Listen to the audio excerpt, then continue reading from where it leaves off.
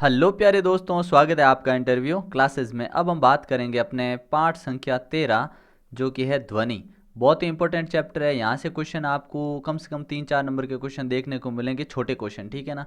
तो इस चैप्टर को ढंग से करिए, एकदम शानदार तैयार करिए, और कुछ टर्म्स आते हैं उनको अच्छे से याद कर लीजिएगा, ठीक है ना। चलिए स्टार्ट करते हैं। बाकी वीडियोज़ नहीं देखें तो चैनल के प्ले लिस्ट में जाकर आप देख सकते हैं, ठीक है ना। पहला है अपना, मानवों में ध्वनि खालजिगत द्वारा उत्पन्न होती है। ये ध्वनि जो होती है वो कैसे उत्पन्न होती है मानवों में, तो आपको बताना है तार, आघात या वाक्य यंत्र या कीट। इनमें से कौन सा ऑप्शन करेक्ट है जिसके कारण कि मानवों में ध्वनि उत्पन्न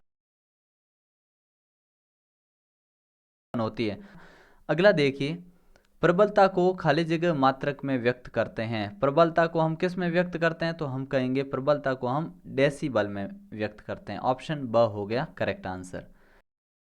देखते हैं, कान की बाहरी आकृति खाली जगह जैसी होती है। कान की बाहरी आकृति कैसी होती है आपको बताना है, तो आप कहोगे आवृत्ति, बक्से या कीटा, तो आप कहोगे बक्से जैसी होती है, ठीक है ना।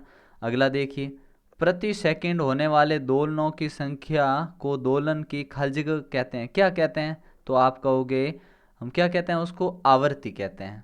ऑप्शन अ करेक्ट कर देंगे, आवृत्ति, ठीक है। फिर अगला सवाल देखिए, सुस्वर ध्वनि वह है जो कानों को लगती है। क्या लगती है, कर्कश, सुखद, खराब। तो जाहिर सी बात है, सुस्वर मतलब स्वर के साथ है तो सुखद लगेगी आपको को, ठीक है ना। किसी वस्तु द्वारा एक दोलन को पूरा करने के लिए लिया गया जो समय होता है उसे हम आवर्तकाल कहते हैं। प्रबलता कंपन के आयाम से निर्धारित होती है। प्रबलता जो भी है वो प्रबलता कंपन के आयाम से निर्धारित होती है, इतना ध्यान रखें।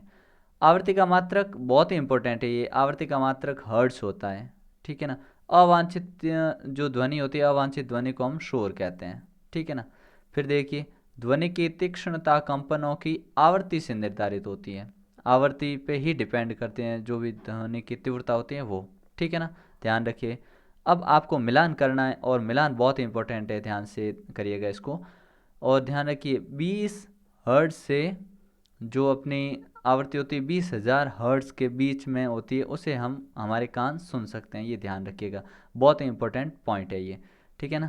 अब देखिए, ध्वनि कंपन करती हुई क्या होती है, वस्तु से उत्पन्न होती है। ध्वनि कंपन करती हुई वस्तु मतलब कोई वस्तु अगर कंपन कर रही तो उससे ध्वनि उत्पन्न होगी। हम 20,000 हर्ट्ज जो 20,000 हर्ट्ज जो अपनी लास्ट लिमिट है से अधिक की ध्वनि को नहीं सुन सकते, ठीक है ना। ध्यान रखिएगा। नेक्स्ट है, हारमोनियम सुस्वर ध्वनि उत्पन्न करता है। शेर की दहाड़ तारत्व, उसका तारत्व मंद होता है। जितनी आवाज़ तेज होगी ना, तारत्व उतना ही मंद होगा। सीटी की आवृत्ति क्या होती है, अधिक। एक ही ऑप्शन बचा है, अधिक होती है, ठीक है ना। अब आते हैं नेक्स्ट पे, जिसमें आपको सत्य असत्य, ठीक है ना, ये बताना है। बहुत इंपॉर्टेंट है ये, ठीक है। चलिए देखते हैं।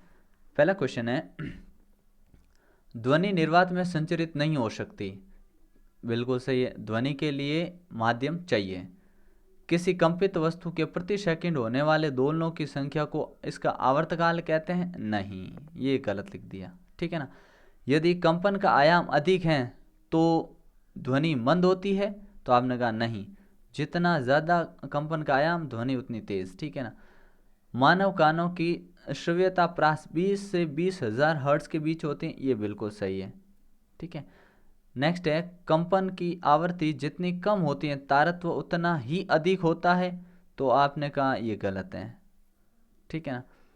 अवांछित और अप्रिय ध्वनि को हम संगीत कहते हैं। ये भी गलत है, नहीं कहते संगीत। शोर प्रदूषण आंशिक श्रवण अशक्तता उत्पन्न कर सकता है। तो आपने कहा बिल्कुल कर सकता है, ठीक है ना। अब अगला सवाल देखिए, ध्वनि किस प्रकार उत्पन्न होती है, तो वस्तुओं की कंपनिक गति के कारण ध्वनि उत्पन्न होती है। नेक्स्ट है, आवृत्ति का मात्रक क्या है, तो आवृत्ति का मात्रक जानते हैं आप, हर्ट्ज होता है। क्या, हर्ट्ज। आवर्तकाल और आवृत्ति के बीच में संबंध क्या है, तो देखो, आवर्तकाल बराबर 1/आवृत्ति।